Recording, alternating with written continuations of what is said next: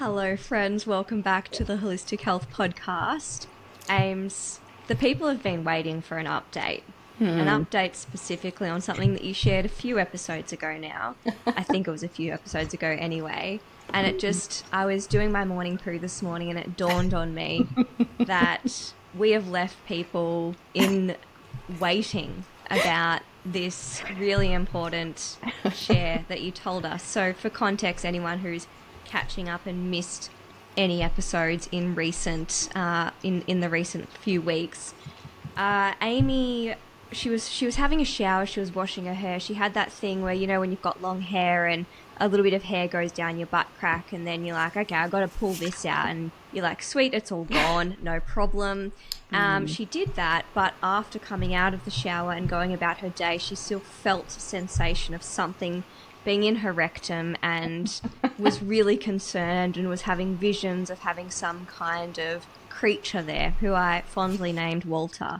And you said to us at the end of that episode, you would indeed give us an update. So I think that people have waited long enough. What's happening with your behind? Is Walter still there? Was Walter even real? What's happening? Okay, well, thank you for your concern, and for anyone else who's been eagerly awaiting Walter watch. First of all, you might need to get some hobbies if you've been using your free time thinking about my butthole. But it was very strange. For anyone who missed it, it felt like there was actually something in there, and I didn't manage to remove it correctly. And I did have a frantic mid-shower dripping wet inspection of my nether regions because it was the weirdest sensation. I've never felt anything like it before. So I must admit I was a bit twitchy the rest of the day. Just, when your nervous system, there's something like you've had an itch or a scratch or a tickle, and it's like you start to get really paranoid about it. It was not good. I had to stop and do some surveillance a few times on the undercarriage. But I am pleased to report since that day, there hasn't been any other activity in there. Now, it was probably just a hair I couldn't get and couldn't see and couldn't grab. They're the worst, by the way. It's same with on your face or on your body. God, I've got one now. I'm getting twitchy just thinking about it.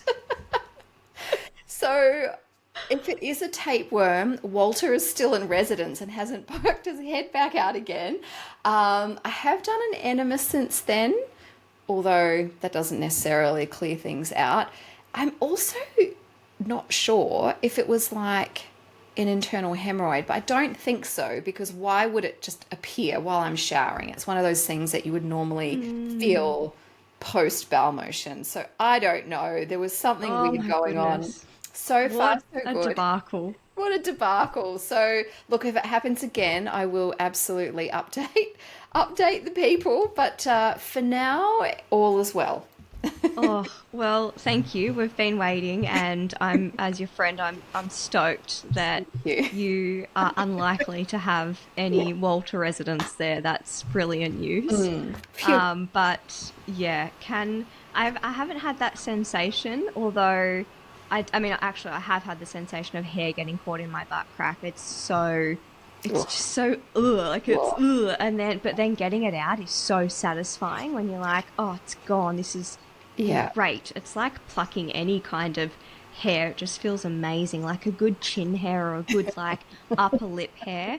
I'm the worst for plucking upper lip hairs and chin hairs at the traffic lights, and I forget that people can look at you all the time in your car. But I don't know, the way I go about it is I just kind of tell myself, in those situations, I'm like, well, who really knows me? Who really cares? They're never going to see me again. Who's going to know? Yeah.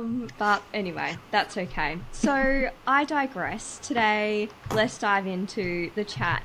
And I think this is a really important conversation to be having, because I really do think you can make a massive difference to how you experience perimenopause, menopause, or even just the subtle changes that begin to your hormones in your mid to late 30s.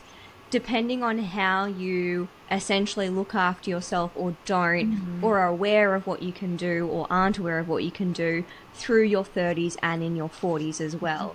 And even though the experience of hormones in your 30s compared to in your 40s can be quite different, the foundational principles of what helps you get through those hormonal times and transitions is almost identical across both of those decades, I would say. And some of what we're going to share might sound really basic, and also some of it might serve as a reminder just how important foundational stuff is.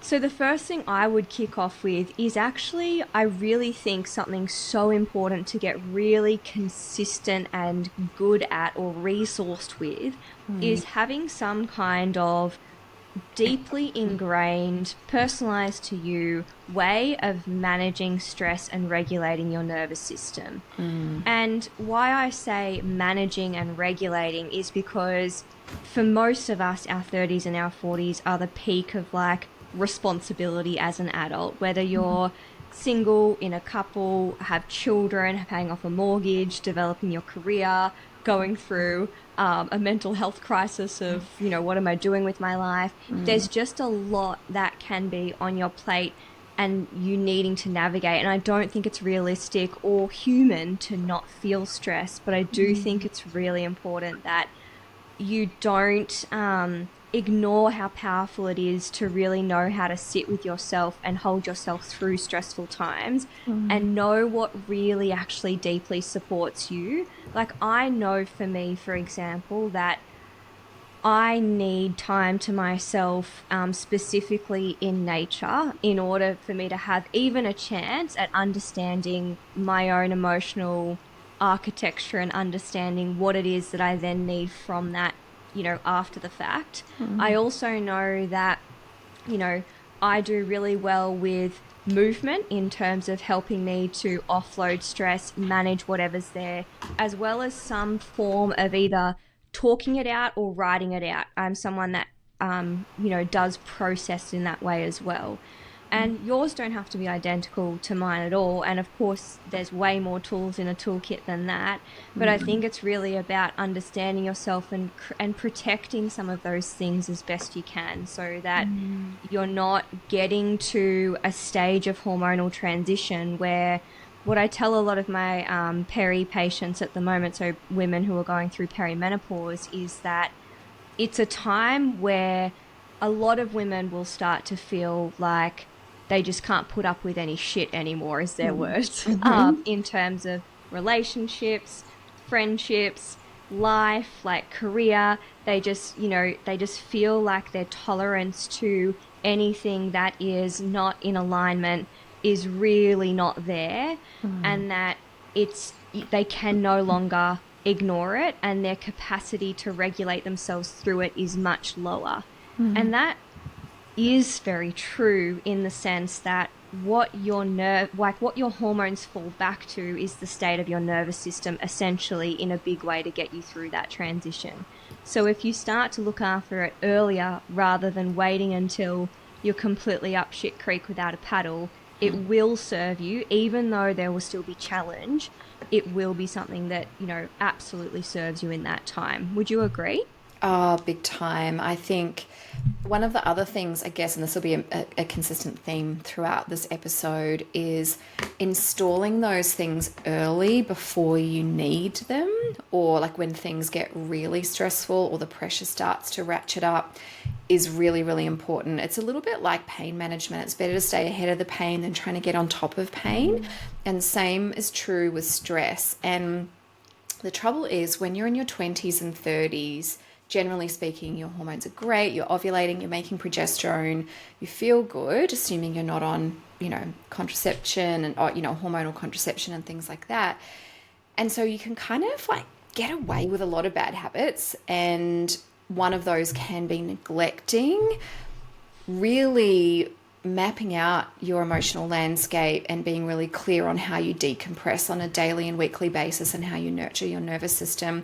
And let me tell you, trying to figure that stuff out, like once you actually really need it, it just is that much harder. So I think, for good hormones, it's vital anyway, but certainly when you start to enter into that chapter where things start shifting, it is going to make the biggest difference as to how, like, troubling that transition is for you, or how seamless probably isn't a fair comment. I don't know if anyone would necessarily call perimenopause seamless, but like puberty, it can be a little bumpy, but having good stress management makes all the difference. And I also just want to put my hand up and say pretty much every mistake that we're warning you about now, I've made. So I'm like, I wish I could have listened to this like 15 years ago, 20 years ago, because my nervous system has always been sensitive and under additional pressure for many different reasons. And oh boy, I really do have to work a lot harder now at 45 to maintain an even keel. But it is about finding what works for you. I love time in nature too. Solitude for me anywhere, whether that's at home or in nature, is important. I've got many tools in my toolkit, as does Nat. And of course, for our clients, we give you so many options to choose from. But also yoga, like yin yoga, has been a really crucial thing for me to be able to slow down, get back into my body, get out of my head, like change my frequency from like panicked hamster on a hamster wheel to like, a chill hamster who's a little bit twitchy. So that would be, and I think everything hinges off that nervous system. Our hormones are constantly responding to our nervous system signals. So that would be probably the most important thing we could say. But another one would be mind your muscle mass. So I think things have changed in the landscape for women in the last decade, whereby, I was a teenager in the 90s where thin was in, and I never really bought into this belief, but there was an overarching belief of weights will make you look like a bodybuilder. And so women were commonly flogging themselves with a lot of cardio and doing nothing to maintain muscle mass or build it, or in the case of sort of when you reach your 40s, preserving what you've got. So ultimately, building lean body mass or muscle mass takes consistent effort.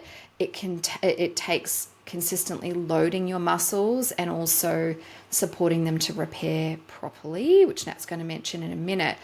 But muscle mass isn't necessarily, like, different body types build muscle mass differently. So certain, like for example in Ayurveda, like Vata types tend to be very lean and lower in muscle, and it's much harder for them to build muscle than a Pitta or a Kapha body type. But that's not to say it's really easy for anyone, and it gets harder to build the older we get, but it also gets much easier to lose as we get older too. So I really wish, when I got really sick with mold illness, I went from being fit, healthy, strong, lean, well, energy filled. At 37, everything just went down the toilet for me. And it took me far longer to recover from that illness than I could have anticipated. But in that time, for, lots of reasons, fatigue, body pain, I became very sedentary for a while. I literally couldn't walk more than 50 meters on the flat without becoming out of breath and dizzy. And I wish that I'd known that as soon as I was able to, I should start doing micro movements and really like building on that. And this is really, I suppose, a message for anyone who's dealing with chronic illness or has dealt with significant injury or maybe an acute major illness. Get back into recovery as soon as you can. I think this is also why, just random example, when women have a C-section, they try and get you up and walking as soon as possible, even though you've had the most major abdominal surgery just about that you can have. In fact, it is the most major abdominal surgery you can have. It's because the quicker you get back into some sort of routine, even if it's not the same and you're building up to it, the less muscle you'll lose, the more easy you will maintain what you've got, and also the quicker you can get back to building what you have. And that's really important for balance, reducing risk of falls. I mean, I know we're we're talking about 70s and 80s here, but like we're building our granny bodies like now, and our quality of life for the rest of our life. Like we really need to think a little bit more long term. Our muscle mass is what determines our insulin sensitivity to a large degree, how much carbohydrate we can eat before it gets stored as fat. All of those things really, our endorphins, even myokines. It's the number one biological marker of aging, our lean muscle mass. And I really think, thankfully, the generations below me have got access to better information, and a lot of those myths have fallen away. But it's still something, I think these are things that we take for granted in our 20s and 30s, because it's kind of just easy then. For many of us, it's easy, or certainly it was for me, until all of a sudden it isn't. So having habits around that and having that on your radar as a priority, just super, super important. But the movement part and, the weightlifting, resistance exercise, muscle loading part is half of that picture. The other half, of course, Nat, is what we put in our mouths, right? Yeah, 100%. I think in order to build or maintain that muscle mass, you need to be eating enough protein. And I know this gets talked about so much, and everybody's probably so fucking tired of hearing, eat more protein, like get 30 grams in. And I'm guilty of, parroting that message over and over, and have been for far before, many years before it became a popular thing to say. But the reality is it really does make a meaningful difference, not just to that, like as in building and maintaining lean body mass. It also makes a really big difference to feeling like you can stabilize your appetite, your blood sugar, your focus, your mood, which can be challenges that happen or occur when your hormones are having a moment, going through a transition, or are trying to adapt to a different terrain as you transition through 30s and 40s, where your hormones do really start to go on some subtle changes and then some not so subtle changes.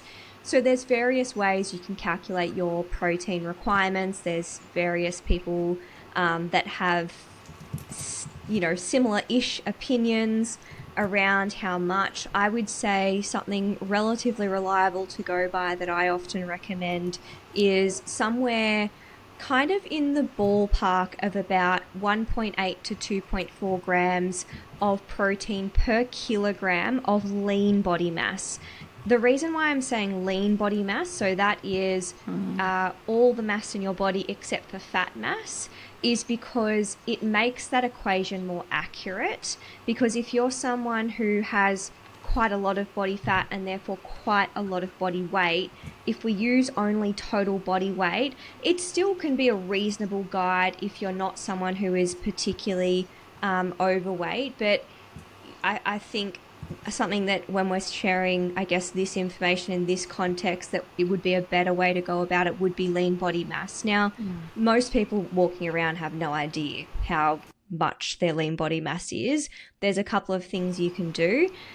You can get like a DEXA scan to get a really specific, accurate idea of exactly how much lean body mass versus fat mass you have. You certainly don't have to go and do that if you don't want to. Another way of doing it is there are a few resources online that can give you a visual representation of what someone's body fat percent might be based on different pictures. It's obviously a very crude way of doing it, but it does help give you perhaps some idea of, okay, I can see that, yeah, maybe I look a little bit similar to that, and the guesstimate is still going to be closer than if you were doing it like off your total body weight. But you don't, that's really doing it with a fine tooth comb. And I'm saying that for those of you who are really interested in doing that. If you really can't, you don't want to calculate that, you have no resources to, you feel overwhelmed by it, then at least going somewhere between 1.6 and 2.2 grams of protein per kilogram of body weight per day would be, I guess, a next best option. I would say the older you get, the more important is probably to be up the upper end of that range. particularly if you are doing resistance training, really trying hard to build or maintain your lean body mass. And I do think it takes time to develop dietary habits and patterns that allows you to actually get there.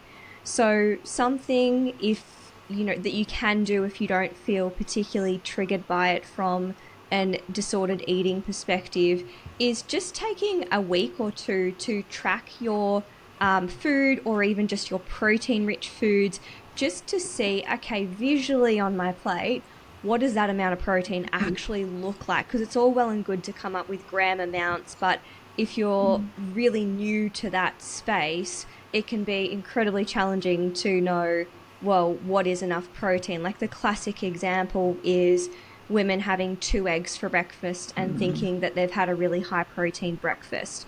2 eggs is about 12 grams of protein.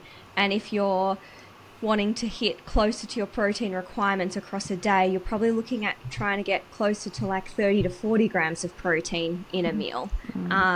Of course, you could have a little bit less in one meal and make it up in another, but particularly with females, I find habitually they're not always super big eaters. And so I do think because protein is very satiating, it's generally a smarter strategy to have like a regular amount of protein across all of your meals, and then let your snacks just add things up. Or if you really struggle, lean on things like protein powders to help get you up. I wouldn't use that as your primary way of getting protein in, but if the choice is between hitting your protein requirements and using some protein powder to aid you in getting there, or avoiding protein powders at all costs and not hitting your protein requirements, I'd certainly choose the first option. It's just far too important. Yes, so such good advice. I think nailing that 30 grams per meal, and then, everything else is a bonus. And that will get you to at least 100 grams per day, which is, really the minimum, I think, for most women to sit at. And that will, of course, have a knock-on effect to improving blood sugar and insulin and, metabolic flexibility and things like that. And I'd probably just also say essential fatty acids as well is something that can also be overlooked too, especially in older generations, thinking about myself and above, where fat was really demonized on a dietary level. Now, another habit, which of course no one's going to be surprised I'm talking about, is the self-appointed queen of blue light monitoring and management. Really managing your light environment and setting up your lifestyle so that it supports your health I cannot overstate the importance of this and how it knocks on to the rest of your health.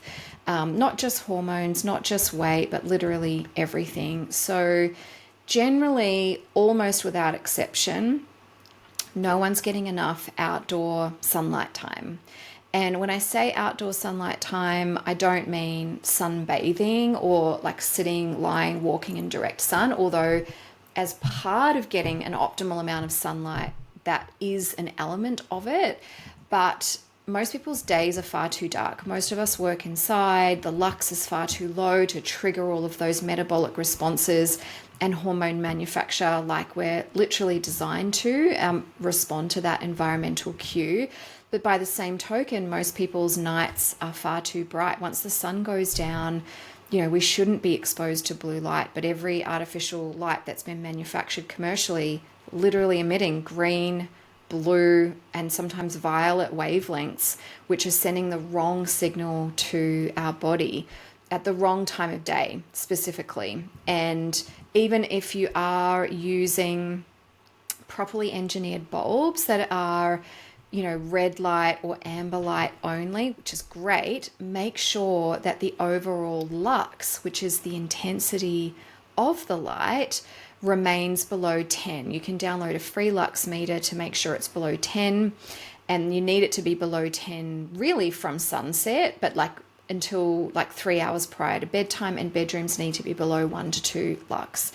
And as I said, there is not one part of your health and well-being that this doesn't interfere or improve, depending on how you set it up. But in terms of sleep quality and repair and longevity and good hormones, this is a cornerstone for having deep sleep where you're not waking up frequently and you get to wake up feeling nice and refreshed, and that you get to produce enough melatonin, not just for good sleep quality, but as an anti-cancer agent. There are many studies now showing that blue light at night directly drives breast cancer. There are other drivers of breast cancer also, by the way, but removing blue light at night is a really powerful way to protect our hormones and reduce our risk of a melatonin deficiency induced health problem down the track. This is not just female specific, by the way, for all the men that we love. The same risk is attributed to prostate cancer. Again, there's lots of elements that play into prostate cancer, but blue light, lack of melatonin, poor sleep are definitely part of that picture. And it's just something that most people do just because they don't know any better. I didn't know any better. This environmental medicine aspect isn't taught in the naturopathic curriculum, and therefore unless you do this in a postgrad course, you're probably not getting this advice from your healthcare provider either. So getting your circadian biology sorted out is a good idea. And I'll leave a link in the show notes to my blue light guide, which has got some basic guidelines that'll help you, get started, sort out your light environment, and really fix things up nice and quickly in a really practical way that it will allow you to implement it really, really quickly. But in addition to getting rid of the blue light at night, make sure you're getting outdoors during the day too. Yeah, I couldn't agree more. And I think the other thing that I would recommend is that from, your early 30s onwards, I personally, if you have the privilege and access to and resources to be able to, I'd be getting semi-regular testing done on hormones, thyroid, and some general nutrients. So semi-regular being once every 6 to 12 months, depending on your individual situation. And the reason I say that is because I think there's a bit of an expectation where people think, understandably, because it logically makes sense in this way, that any time you test, it is just you've either got an optimal number and you don't have a problem, or you've got a shit number and you've got a problem. But when we're talking about hormonal systems in particular, whether that's your sex hormones like estrogen, progesterone, LH, FSH, or we're talking about thyroid function, which I talk about all the time as well, a lot of it is far more meaningful when we're tracking trends over time. So one example of that is with thyroid function. So generally speaking, there's a range that people will sit in from an optimal perspective for TSH, T4 and T3. Now, some people sit naturally at the lower end of that range and function perfectly there. Another person might sit at the lower end of that range and be really feeling super symptomatic. And this is why it's not the most ideal situation to just rely on overt numbers without comparative data over time on yourself, and why always asking for a copy of your blood test results, store them in a file on your computer or in a physical file in your home, so that when you are working with a practitioner, they are able to see your natural trends over time. If you can, I'd also recommend that you write down a little bit of context on those blood tests. So, if it's you've done hormone testing, write on the piece of paper what day of your cycle you were on. If you were sick at the time, write that down. If you were taking any medications, write that down. Whatever you could kind of think of to jot down. I mean, as practitioners, we do that for you all of the time when we're looking at your blood test and we've got the context. But I'm just thinking of things that people can actually do themselves so that you can make it all make more sense. And the same is true for hormones to a degree. A common question that I get from clients is like, can you just look at my blood test and tell me if I'm in perimenopause and whereabouts on that journey I am? Or can you look at my hormones and tell me how much fertility I have left? And the reality of that is that it's not really common practice to look at blood tests, a one-off blood test, and go, yep, this is exactly where you're at and this is how long left. It doesn't work like that. Hormones are too changeable for it to be something that's reliable as a one-off marker without any context or without any consecutive readings. So I think that it's just really important not to understate the power of being proactive with your health, even while you're not in a lot of discomfort, so that if or when things do wobble a little bit, you can see, okay, what's shifted relative to my normal when I'm feeling good, or relative to my struggles when I'm stressed, or whatever it is. It's just so much easier to make sense of it all, really.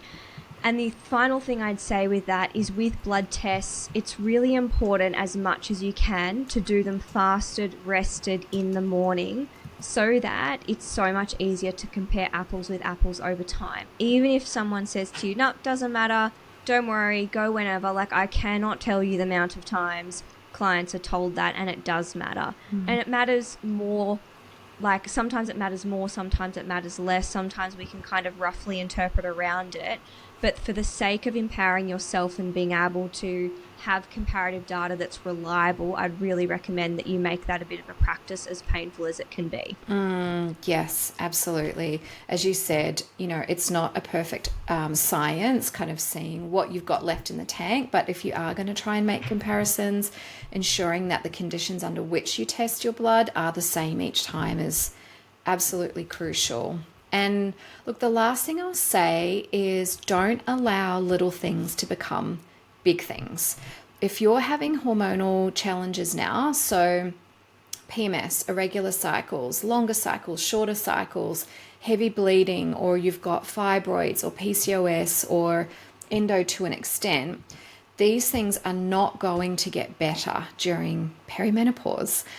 They are red flags. They are a little help me signal from your body, and actually acting as early as possible to course correct what's behind those wobbles will set you up for a much easier time, now, medium term and long term, especially going through perimenopause. And what I would say too, and I'm guilty of this as well, is like putting up with stuff if it's not really bothering you that much, even though it could be better. Investing, even if it's not 100% the right time or perfect time to be doing it, or you don't necessarily feel like things are bad enough to see someone, will save you so much money and so much time trying to sort out the underlying factors of those things if you act sooner rather than later. So, all that being said, if your hormones have been absolutely perfect your whole life, first of all, how does it feel to be one of God's favorites? Must be nice.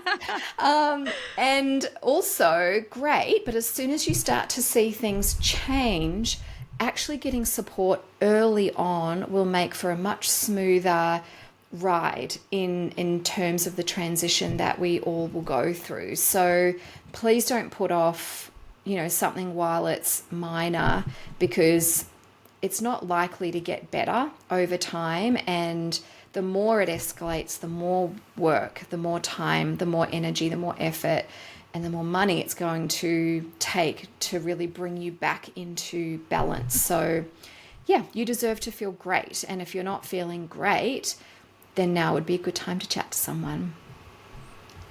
Yep, totally agree. And, I think it, in a very concise summary, I think that how you live your life consistently either catches up to you in a good way or catches up to you in a really challenging way. And so exactly what you said, Ames, as easy it is and tempting as it is sometimes to sweep things under the rug and to delay and to reprioritize because it's not super painful yet, I really think that you save yourself so much time and money and pain in the long run if you do stay ahead of things. So if this is the nudge you needed to I don't know, book a consult in for January 2026, or to purchase, one of our free or low-cost offerings that's going to help you move in the right direction, or to go back and binge some more episodes that you need a reminder on, then please go forth and conquer, because we absolutely want you guys to thrive, and we know that it's just, life is so much sweeter when your health is in a good place. So we will be in your ear holes again next week for some fun pre-Chrissy episodes, and we'll chat to you soon. See you then, friends. Bye.